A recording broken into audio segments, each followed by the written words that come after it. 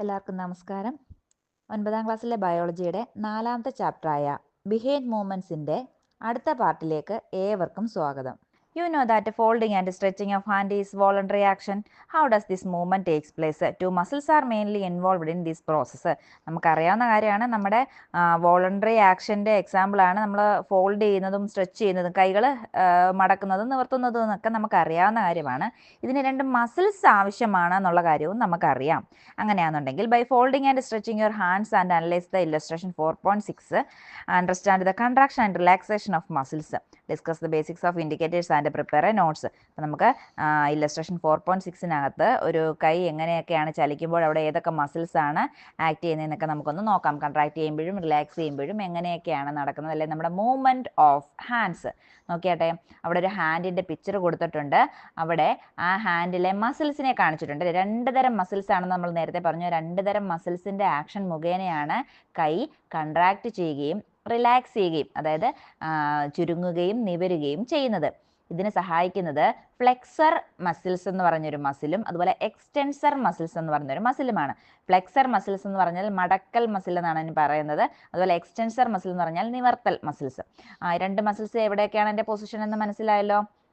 അതുപോലെ തന്നെ ഈ മസിൽസിനെ ആ ബോണുമായിട്ട് അറ്റാച്ച് ചെയ്തുകൊണ്ടുള്ളൊരു പോർഷൻ കണ്ടോ, അതിന് പറയുന്ന പേര് ടെൻഡൻ എന്നാണ്. ടെൻഡൻ എന്നാണ് ആ പോർഷന് പറയുന്ന പേര്. ഇനി ബോണിൻ്റെ പിക്ചർ കണ്ടല്ലോ, ബോൺ എവിടെയൊക്കെയാണ് കാണപ്പെടുന്നത് എന്നുള്ളത് പിക്ചറും കൊടുത്തിട്ടുണ്ട്.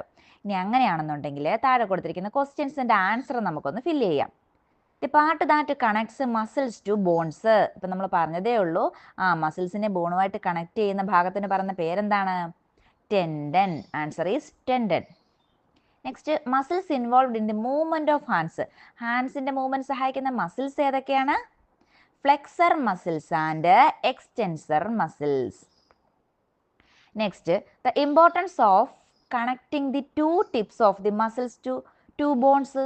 അപ്പോൾ ഇവിടെ രണ്ട് ബോൺസിനെയും അതുപോലെ തന്നെ രണ്ട് ആരുമായിട്ട് മസിൽസുമായിട്ട് കണക്ട് ചെയ്തേപ്പോൾ ഉണ്ട് അല്ലേ.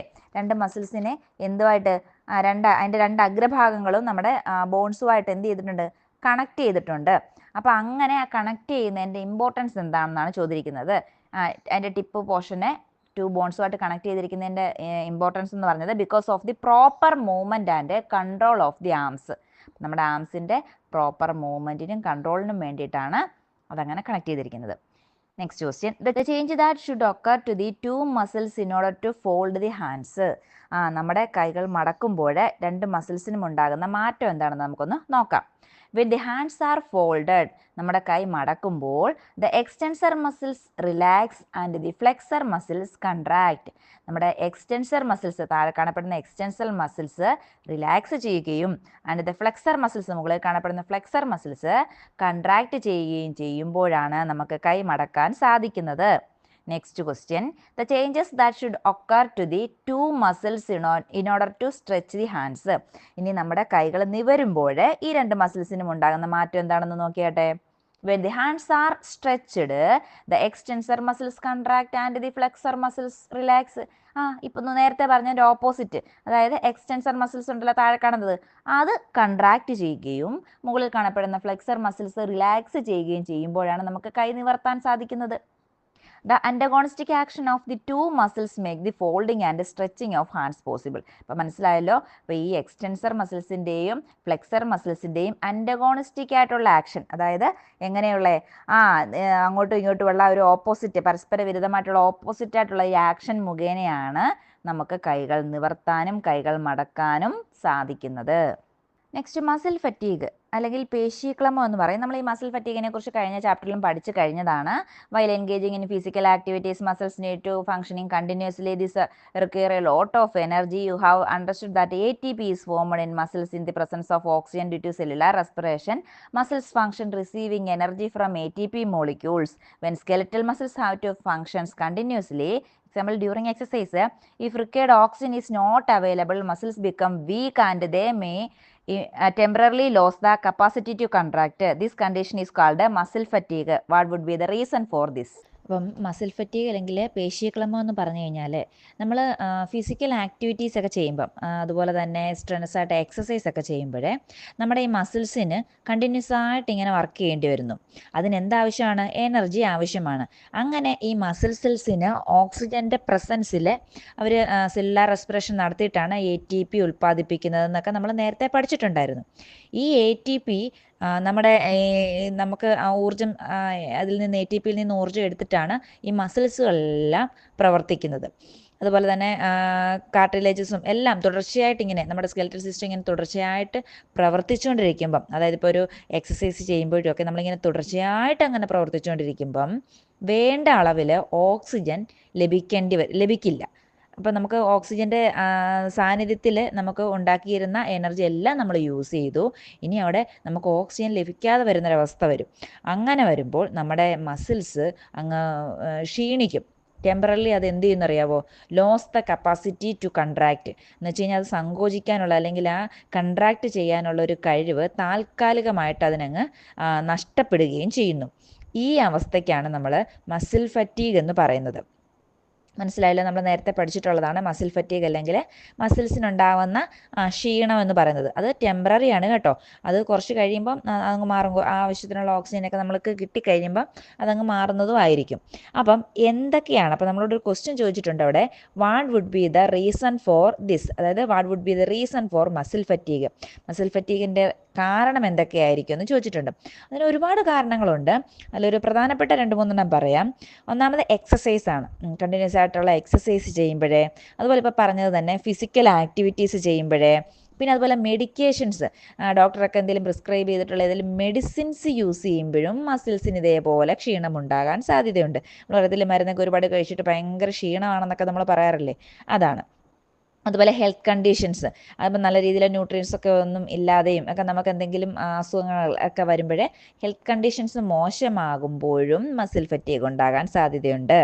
അതുപോലെ തന്നെ ന്യൂറോ മസ്കുലാർ ഡിസീസസ്, അപ്പം നമ്മുടെ ന്യൂറോൺസിൻ്റെ അല്ലെ മസിൽസിനെ ബാധിക്കുന്ന എന്തെങ്കിലും തരത്തിലുള്ള രോഗങ്ങൾ പിടിപെട്ടാലും നമുക്ക് മസിൽ ഫറ്റീഗ് വരാൻ കാരണമാകുന്നു. ഇനി നെക്സ്റ്റ് ഒരു ക്വസ്റ്റ്യൻ ചോദിച്ചിരിക്കുകയാണ് page number 97. Is movement possible solely by the action of muscles? മസിൽസിൻ്റെ ആക്ഷൻ മാത്രം മുഖേനയാണോ മൂവ്മെൻറ്റ് സാധ്യമാകുന്നതെന്നാണ് ചോദിച്ചിരിക്കുന്നത്. ആണോ? അല്ല. അപ്പോൾ ആൻസർ ഇതാണ്, no. Movement is not possible solely by the action of muscles. പിന്നെയോ muscles works together with bones, joints and the nervous system to enable movement.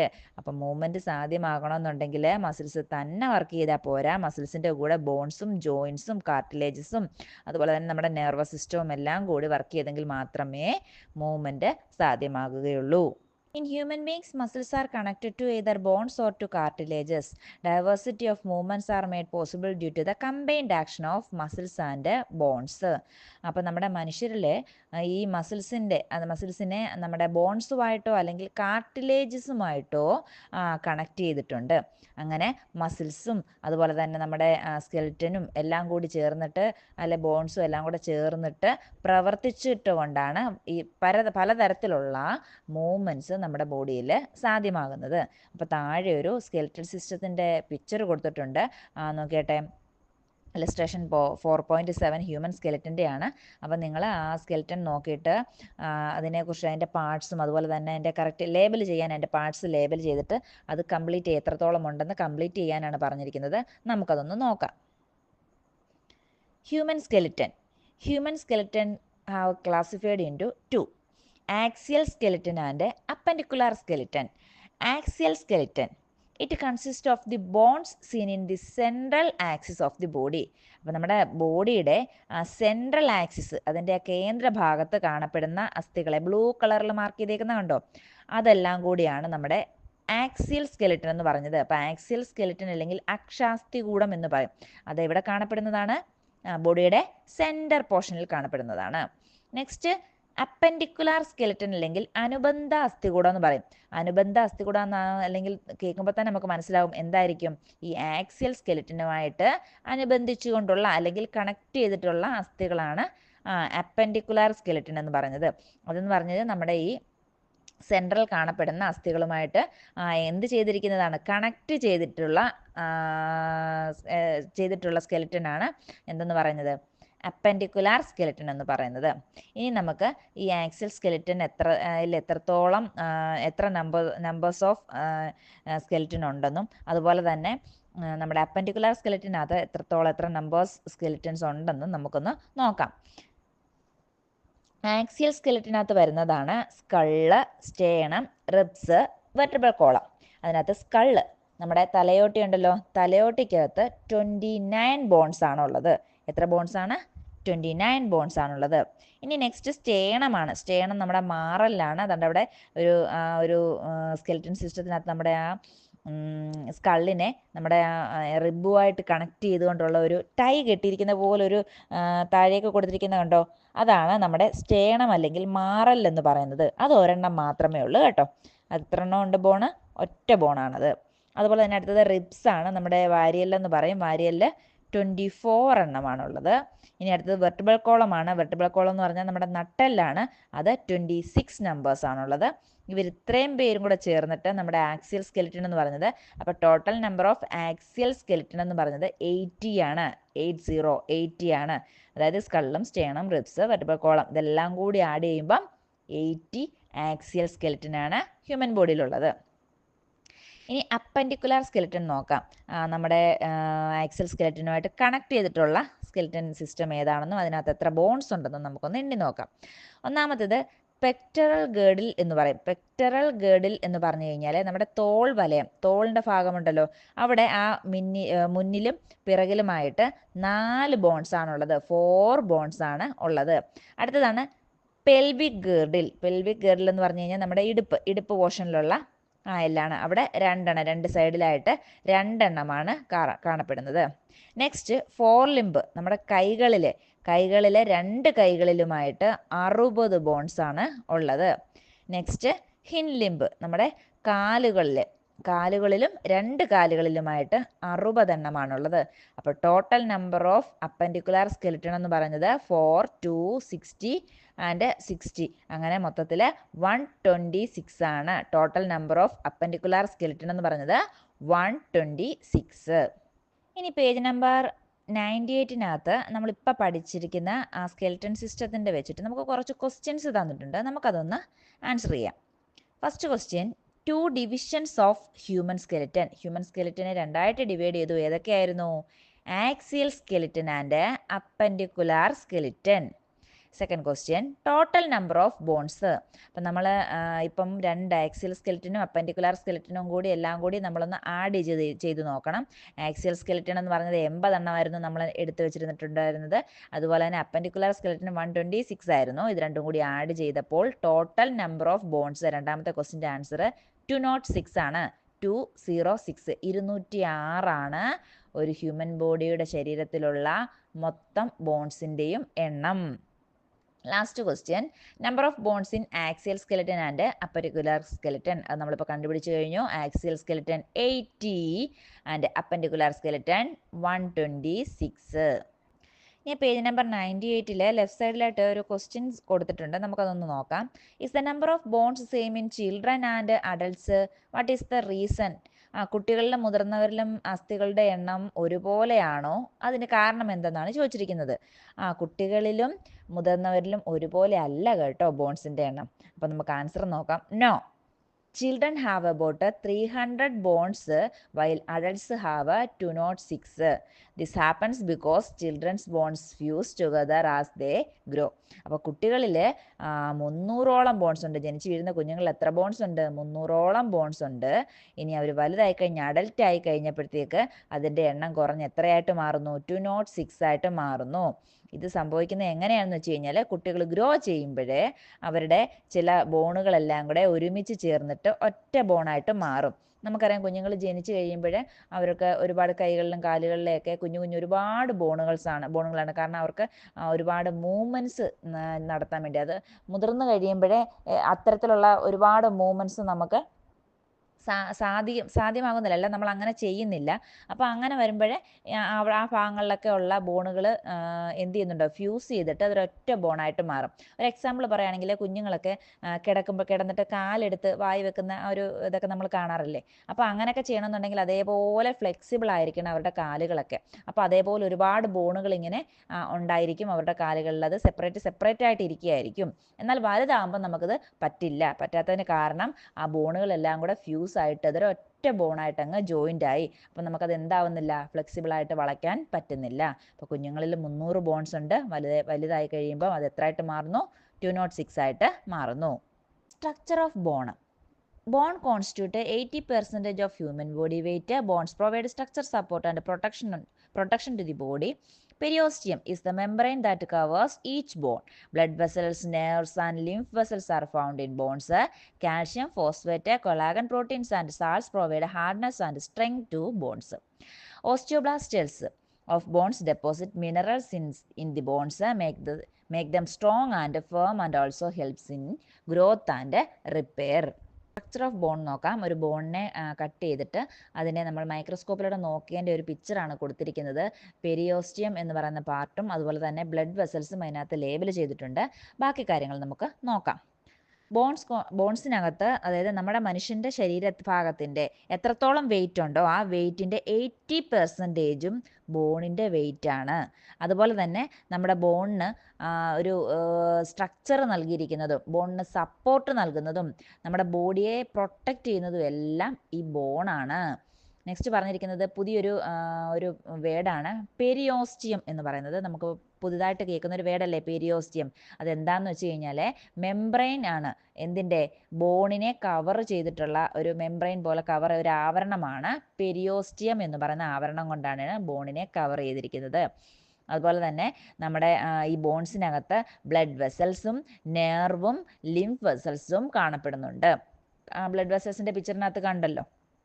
അതുപോലെ തന്നെ അടുത്തത് കാൽഷ്യം, ഫോസ്ഫേറ്റ്, കൊളാഗൻ പ്രോട്ടീന്, സാൾട്ട്, ഇതൊക്കെ ചേർന്നിട്ടാണ് ഈ ബോണിന് സ്ട്രെങ്ത്നെസ്സും അതുപോലെ തന്നെ ഹാർഡ്നെസ്സും നൽകിയിരിക്കുന്നത്. കാഠിന്യവും ബലമൊക്കെ നൽകിയിരിക്കുന്ന കാര്യങ്ങളാണ്. നമ്മുടെ ബോണിന് കാഠിന്യമൊക്കെ നൽകിയിരിക്കുന്നതാണ് കാൽസ്യമൊക്കെ. നമ്മൾ പറയുന്നുണ്ട് കാൽഷ്യമൊക്കെ ഒരുപാട് അടങ്ങിയ ഫുഡൊക്കെ കഴിക്കണം, എല്ലിൻ്റെയൊക്കെ വളർച്ചയ്ക്ക് അല്ലെങ്കിൽ അതിന് നല്ല ബലമൊക്കെ നൽകാൻ ഇത് സഹായിക്കുമെന്ന് പറയത്തില്ലേ. അപ്പോൾ ഇതൊക്കെ ചേർന്നിട്ടാണ് നമ്മുടെ ബോണിന് സ്ട്രെങ്ത് നൽകുന്നത്. Calcium, phosphate, collagen protein and salt.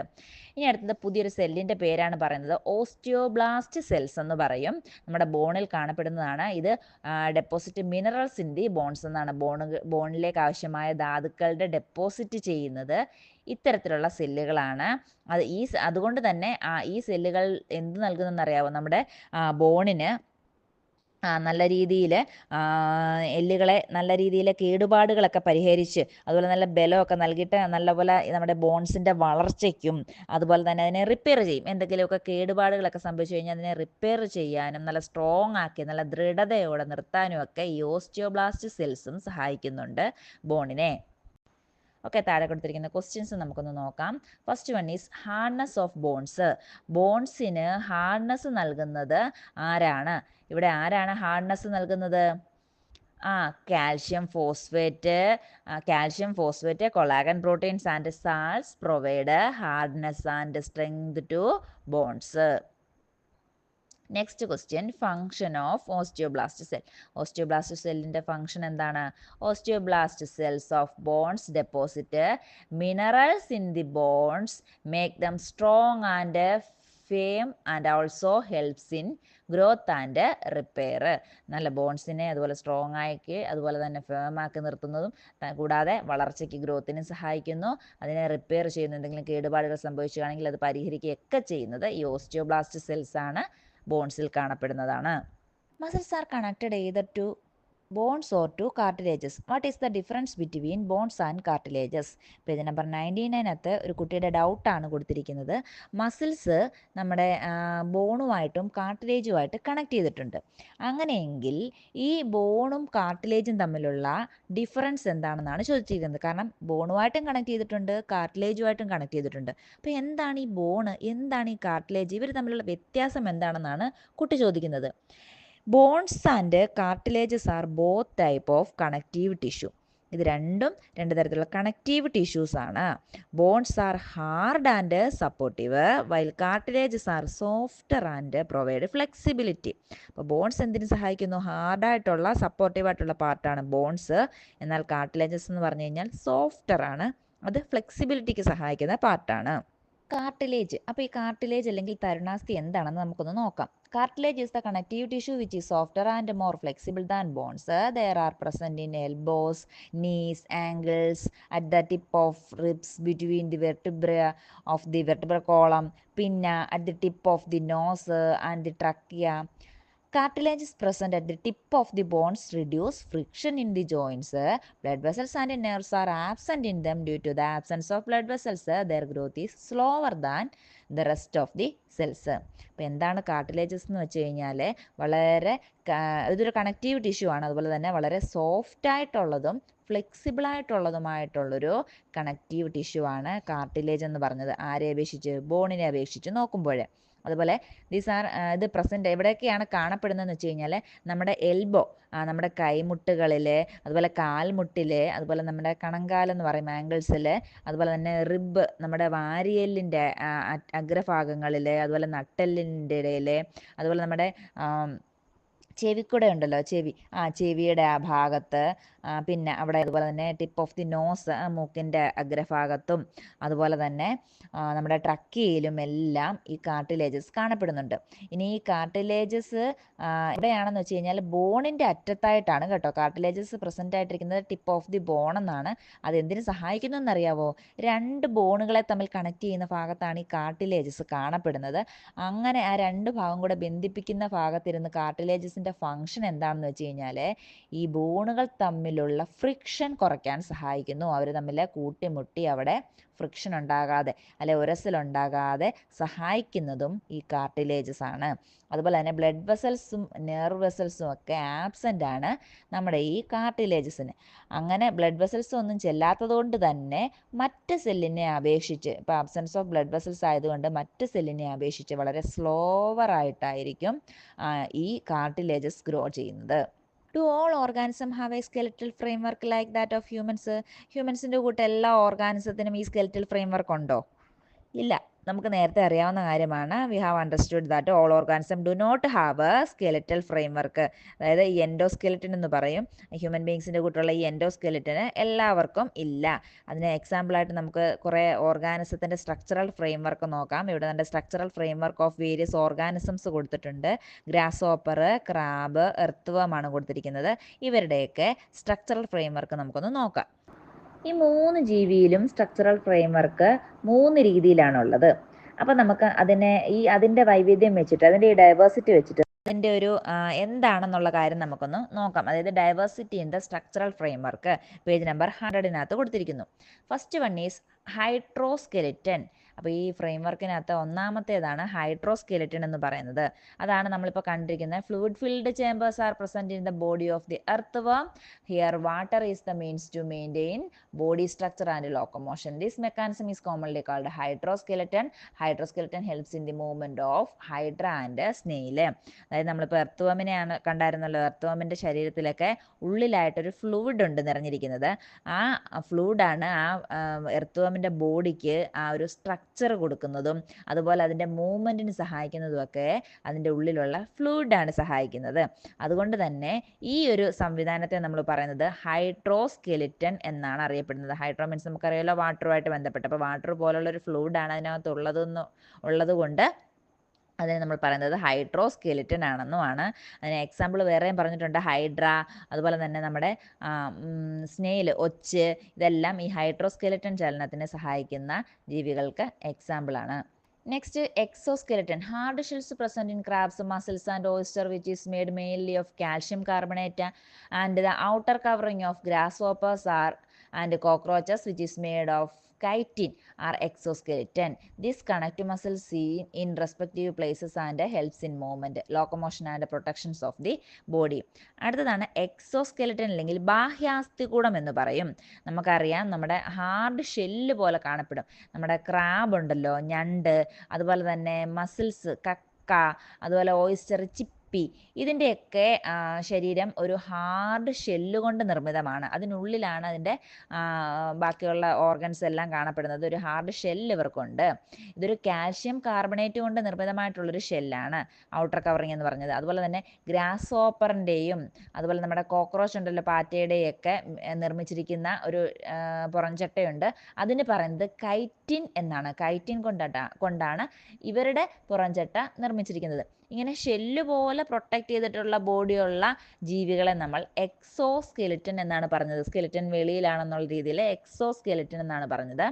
ഈ മസിൽസ് ആണ് അല്ലെങ്കിൽ ഈ ഒരു സ്കെലിറ്റനാണ് ഇവർക്ക് മൂവ് ചെയ്യാൻ സഹായിക്കുന്നത്. അതുപോലെ തന്നെ നമ്മുടെ ചലനത്തിനൊക്കെ സഹായിക്കുന്നത് ഈ സ്കെലിറ്റൻ ആണെന്ന് പറഞ്ഞു. അതുപോലെ ലോക്കോമോഷനും പ്രൊട്ടക്ഷനും ആ ബോഡിക്ക് പ്രൊട്ടക്ഷനും ഒക്കെ കൊടുക്കുന്നതും ഈ എക്സോസ്കെലിറ്റൻ ആണ് ഈ ജീവികളുടെ എല്ലാം.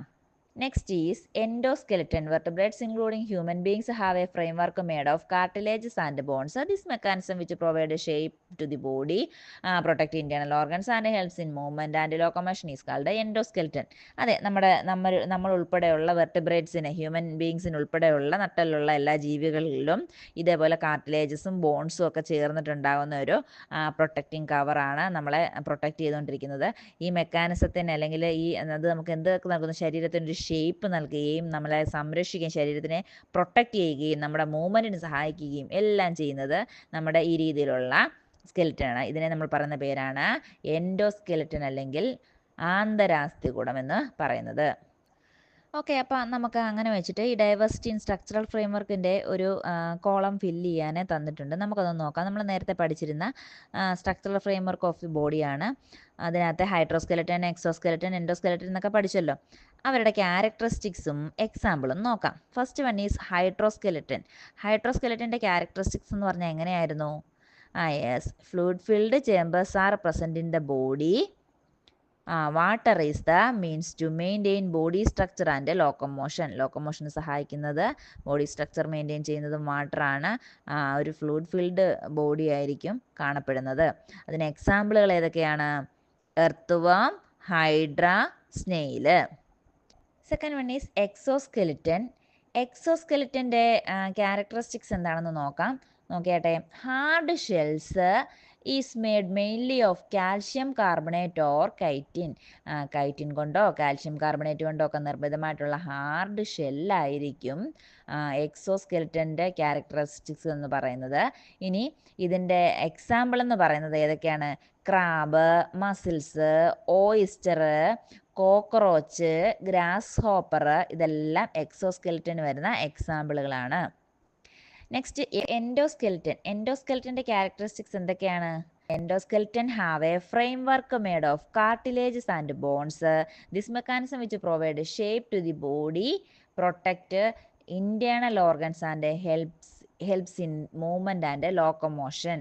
മൂവ്മെൻറ്റിന് ലോക്കോമോഷന് സഹായിക്കുന്നു, ഇൻറ്റേർണൽ ഓർഗൻസിനെ പ്രൊട്ടക്റ്റ് ചെയ്യുന്നു, ബോഡിക്ക് ഷേപ്പ് നൽകുന്നു, നമുക്ക് ഒരു ബോഡിക്ക് മൂവ്മെൻറ്റിന് സഹായിക്കുന്നു. ഇതെല്ലാം കാർട്ടിലേജസും ബോൺസും ചേർന്നിട്ടാണ് ഈ എൻഡോസ്കെലറ്റൻ ഉണ്ടായിരിക്കുന്നതും. ഇനി നമുക്കതിൻ്റെ എക്സാമ്പിൾസ് നോക്കാം. ഹ്യൂമൻ ബീയിങ്സ്, മങ്കീസ്, ഡോഗ്, ഇഷ്ടം പോലെ ഉണ്ടല്ലോ, കൗവ്, ക്യാറ്റ് പോരട്ടെ, അങ്ങനെ ഒരുപാട് ആനിമൽസിൻ്റെയും എല്ലാം പേരുകൾ നമുക്ക് എഴുതാം. എൻഡോസ്കെലറ്റൻ എക്സാമ്പിളുകളാണ്. ഓക്കെ, പേജ് നമ്പർ 100 ലാസ്റ്റിൽ ഒരു ക്വസ്റ്റ്യൻ തന്നിരിക്കുന്നു. Are there parts of exoskeleton in organism with endoskeleton? Endoskeleton ഉള്ള ഓർഗാനിസത്തിന് എക്സോസ്കെലിറ്റൻ കാണപ്പെടാറുണ്ടോ എന്നാണ് അവർ ക്വസ്റ്റ്യൻ ചോദിച്ചിരിക്കുന്നത്. ഉണ്ട്, കാണപ്പെടാറുണ്ട് കേട്ടോ. നമ്മുടെ hair, claws, horns, fur and hooves in mammals, feather, beaks, scales and claws in birds and scales in reptiles are example of exoskeleton. അപ്പോൾ എന്തെന്ന് വെച്ച് കഴിഞ്ഞാൽ ഹെയർ നമ്മുടെ മുടി ഉണ്ടല്ലോ, ക്ലോസ് നഖം ഉണ്ടല്ലോ, ഹോൺസ് കൊമ്പ്, ഫർ രോമം, ഹൂസ് കുളമ്പ്, ഇതെല്ലാം നമ്മുടെ മാമൽസിലുള്ളതാണ്. ഇതെല്ലാം എക്സോസ്കെലറ്റൻ എക്സാമ്പിളാണ്. അതുപോലെ തന്നെ ഫെദർ, ബീക്സ്, അതുപോലെ തന്നെ സ്കെയിൽസ് ആൻഡ് ക്ലോസ്, അപ്പോൾ വിരലുകളും അതുപോലെ തന്നെ അവരുടെ ബീക്ക് ചുണ്ടുകളും അതിൽ അവരുടെ തൂവലുകൾ, ഇതെല്ലാം ബേഡ്സിൻ്റെ തൂവലുകൾ, ഇതെല്ലാം എക്സോസ്കെലറ്റൻ എക്സാമ്പിളാണ്. അതുപോലെ തന്നെ സ്കെയിൽസ്, നമ്മുടെ ഈ റെപ്റ്റൈൽസ്, ഉരകങ്ങളുടെയൊക്കെ ശരീരത്തിലുള്ള, ഈ പാമ്പിൻ്റെയും ചേരയുടെയൊക്കെ ശരീരത്തിലൊക്കെ, അതുപോലെ തന്നെ മത്സ്യങ്ങളുടെയൊക്കെ ശരീരത്തിലുള്ള സ്കെയിൽസ് ഉണ്ടല്ലോ, അതെല്ലാം എക്സോസ്കെലറ്റൻ്റെ എക്സാമ്പിളുകളാണ്. പേജ് നമ്പർ 101 റൈറ്റ് സൈഡിൽ ഒരു ക്വസ്റ്റ്യൻ കൊടുത്തിട്ടുണ്ട്. നമുക്കതൊന്ന് നോക്കാം. Some organism having exoskeleton shed their outer covering why. അതെ, നമ്മൾ കുറച്ച് മുൻപ് പറഞ്ഞായിരുന്നു എക്സോസ്കെലിറ്റൻ ഉള്ള അല്ലെങ്കിൽ എക്സോസ്കെലിറ്റൻ എൻഡോസ്കെലിറ്റനും ഉണ്ട്, അതേപോലെ തന്നെ ചില ജീവികൾക്ക് എക്സോസ്കെലിറ്റനും ഉണ്ട് എന്ന് പറഞ്ഞായിരുന്നു. അതായത് അവരുടെ hair, claws, horn, fur, hooves എന്നൊക്കെ നമ്മൾ പറഞ്ഞില്ലായിരുന്നോ, ഫെദറും ഒക്കെയുള്ള സ്കെയിൽസ് ഒക്കെ ഉള്ള ജീവികൾ. അവരുടെ ഈ എക്സോസ്കെലിറ്റനെ ഷെഡ് ചെയ്യാറുണ്ട്, കൊഴിച്ച് കളയാറുണ്ടെന്നാണ് പറയുന്നത് ചില ജീവികൾ. അത് എന്തിനു വേണ്ടിയിട്ടാണ് അവരുടെ ഈ ഔട്ടർ കവറിങ് ആയിട്ടുള്ള എക്സോസ്കെലിറ്റനെ അവർ കൊഴിച്ച് കളയുന്നത് അല്ലെങ്കിൽ ഇളക്കി കളയുന്നത് എന്തിനു വേണ്ടിയിട്ടാണെന്നാണ് question. Answer is some organisms shed their outer covering through a process called molting. It helps organism to grow, repair damaged body parts, adapt to changed environments, escape from disease and enemies. Example: snakes, lizards, scorpions, insects, etc. അതെ, ചില organism അവരുടെ outer covering ഇളക്കി കളയാറുണ്ട്. ഈ പ്രോസസ്സിന് പറയുന്ന പേര് moulting എന്നാണ്. ഈ moulting ജീവികളുടെ വളർച്ചയ്ക്കും അതുപോലെ ഡാമേജ് ആയിട്ടുള്ള ബോഡി പാർട്സിനെ റിപ്പയർ ചെയ്യാനും അതുപോലെ നമ്മുടെ ഈ മാറിയ പരിസ്ഥിതിയുമായിട്ട് പൊരുത്തപ്പെടാനും പിന്നെ രോഗങ്ങളിൽ നിന്നും ശത്രുക്കളിൽ നിന്നും രക്ഷപ്പെടാനും ഒക്കെ അവരെ സഹായിക്കുന്നുണ്ട്. സ്നേക്കുകളും അതുപോലെ തന്നെ ലിസാർഡും സ്കോർപ്പിയോണും ഇൻസെക്റ്റും ഒക്കെ ഇതിന് എക്സാമ്പിളാണ്. അപ്പോൾ ഇത്രയും കാര്യങ്ങൾ നിങ്ങൾക്കെല്ലാം മനസ്സിലായെന്ന് കരുതുന്നു. ഇതിൻ്റെ ബാക്കി ഭാഗം അടുത്ത പാർട്ടിൽ ഉൾപ്പെടുത്തുന്നതായിരിക്കും. അപ്പോൾ ഇതുവരെ പഠിച്ചതിനെക്കുറിച്ച് എന്തെങ്കിലും സംശയങ്ങളുണ്ടെങ്കിൽ അത് നിങ്ങൾ കമൻ്റായിട്ട് രേഖപ്പെടുത്തുക. അതുപോലെ തന്നെ പുതിയ പുതിയ വീഡിയോകൾ പെട്ടെന്ന് ലഭിക്കാനായി ഈ ചാനൽ സബ്സ്ക്രൈബ് ചെയ്യുക. താങ്ക്